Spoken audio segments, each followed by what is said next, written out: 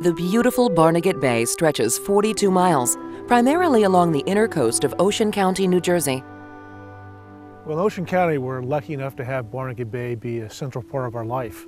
We use it for crabbing and fishing, kayaking, all sorts of recreation, and it's also very central to our economies here. The bay is nationally recognized as a unique ecosystem with a variety of different habitats that many species depend upon for survival. Sadly, due to the numerous factors, the bay has suffered serious ecological decline. The overdevelopment of its watershed lands and high levels of pollution from stormwater runoff is causing significant impacts to the bay's health. The preservation of the bay's water quality has been an ongoing effort of several public and private organizations. We're here today at Ocean County College for the State of the Bay Conference. This is sponsored by Barnegat Bay Partnership, our National Estuary Program. We're going to interview some of those people, and then we're going to talk about how our green infrastructure projects are making a difference for a healthy Barnegat Bay.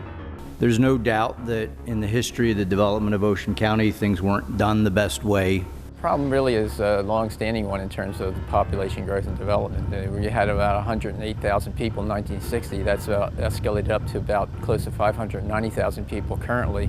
All too common are fish kills, algae blooms, low oxygen levels, loss of habitat, diminishing clam populations, and the rise in stinging jellyfish.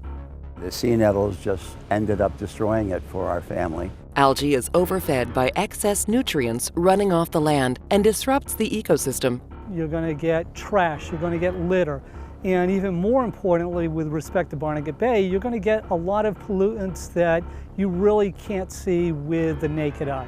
Eelgrass is dying off, habitat loss is constant, and oxygen levels for a healthy bay are in severe trouble.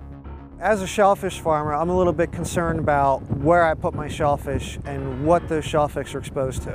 What type of food they're eating, what's in the water. I think a lot of times people don't think about what happens. I mean, after it rains and you have puddles, you know, they go away, but I don't think people give much thought to what happens to them and what happens to the things that are in the water.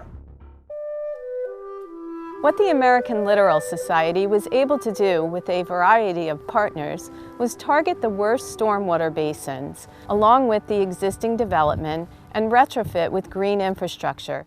Green infrastructure is a method of managing stormwater with naturalized features such as rain gardens and landscaping techniques. This was a natural extension of what we do day to day, delivering quality health care to the people of Ocean County as well as New Jersey.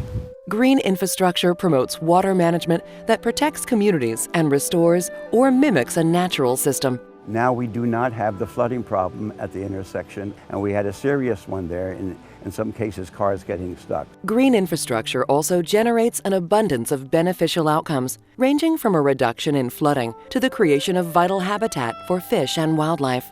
The impact of retrofitting basins on a watershed-wide scale could greatly reduce pollutant loads.